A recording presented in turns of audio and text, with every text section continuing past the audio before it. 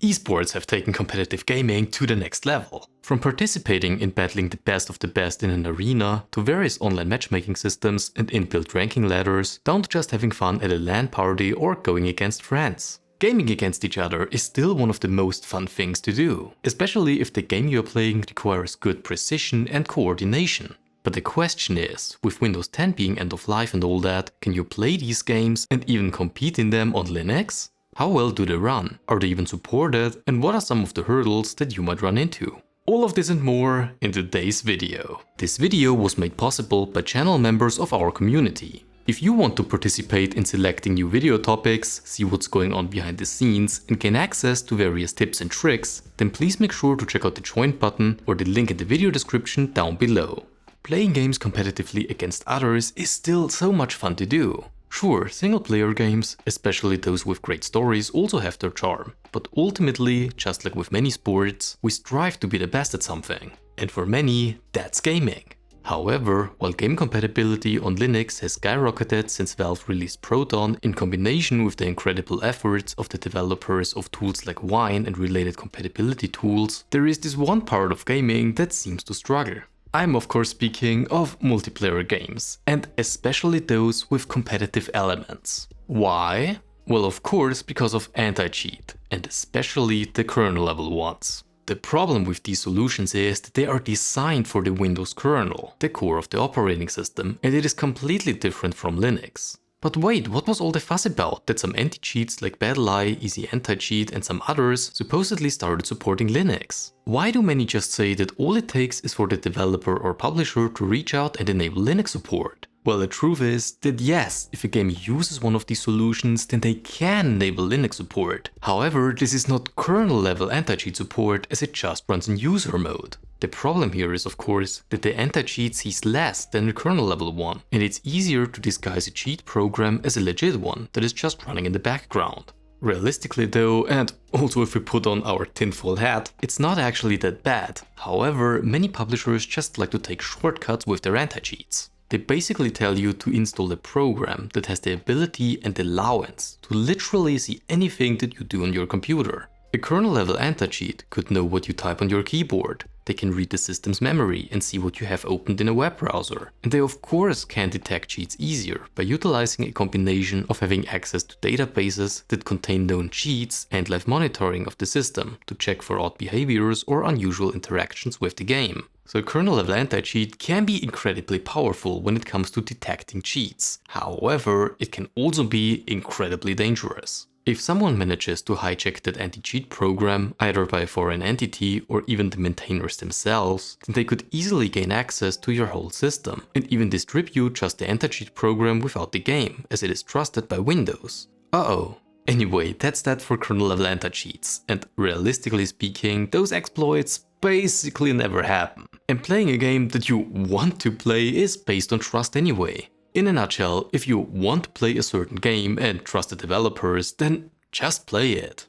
Back to Linux. How is the competitive situation today and how well can you play those games? Well, as mentioned before, many games won't even launch because of kernel-level anti-cheats, whereas the developers either don't want to enable support for at least some protection in user mode, or the anti-cheat is simply not compatible with Linux at all. But that doesn't mean that there aren't any games to play. One of the most popular esports shooters is Counter-Strike 2, and it works well on Linux. Like, I'm gonna be honest with you, it's not as good as the Windows version. FPS are slightly lower, there had been some funky updates in the past, but it is still very well playable, even competitively. The core gameplay, matchmaking in official lobbies, and the overall experience has improved a lot since the initial release. However, true competitive gaming, like in tournaments, is not quite straightforward. While the game technically provides you with all of the resources you need to run a tournament, despite of course needing a personal game server, many tournaments rely on platforms like Faceit or ESEA, which unfortunately provide their own anti-cheat implementations that are not Linux compatible. So while you can technically participate in Counter-Strike 2 tournaments, they need to be hosted on servers that are just VAC enabled and nothing more. And this unfortunately goes for many games, even Halo Infinite. While it works fine on Linux, a competitive platform usually requires their own anti-cheat. Work around that by using private servers, a less invasive but smaller matchmaking platform, the inbuilt browser, then you can play just fine. Halo Infinite, The Finals, Counter-Strike 2, Marvel Rivals, Dota 2 and many more all work fine, but might require a more native approach to compete against if you don't want to stick to just matchmaking. On the other hand, however, we do have games where this is just not possible, and it's mostly those games that don't even let you in without the anti-cheat running. I'm talking FIFA, or nowadays called EA Sports FC, Formula 1, Destiny 2, Call of Duty, Battlefield and many more. The solution here would be obvious. Let Linux players compete against Linux players. And in competitive games with custom lobbies, this would be very easy to achieve already. Sure, Linux gamers can't be put on the same global ranking ladder because of the configuration mismatch, but a different ranking ladder is not difficult to create. We just need someone to take the first step. Alright, so the competitive gaming scene on Linux is not great. While there are many games that support Linux right now, most of the most popular ones do not offer support. And this is a major roadblock for multiplayer games, especially if the games also don't have great alternatives that are close enough to provide the same experience. While kernel-level anti-cheats are currently not supported on Linux because of them targeting the Windows kernel, and despite the security concerns, this should not be an excuse to not make Linux against Linux a possibility. What we need are numbers. Numbers that are playing multiplayer games on Linux. Showing a movement of player numbers towards games that support Linux will make a difference, and eventually all of the other games will follow soon. So while the competitive scene on Linux is not all that great currently, I believe in the potential that Linux offers, especially since it has already proven that it can run faster than Windows, if everyone from hardware to software maintainer just plays along nicely.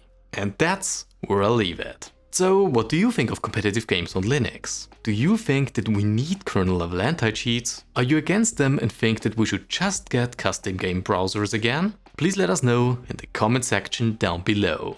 Before I end this video, I quickly wanted to mention that if you want to support the channel and make even better videos, then please feel free to check out our membership program as well as our online shop, whereas each sale helps to support various open source projects. If you've liked this video, then please make sure to show it with a like, and also don't forget to subscribe to the channel so that you don't miss out on any future Linux videos just like this one. I really hope you had a blast watching, and all that's left to say now is good morning, good afternoon or good evening, wherever you are. I'll see you around.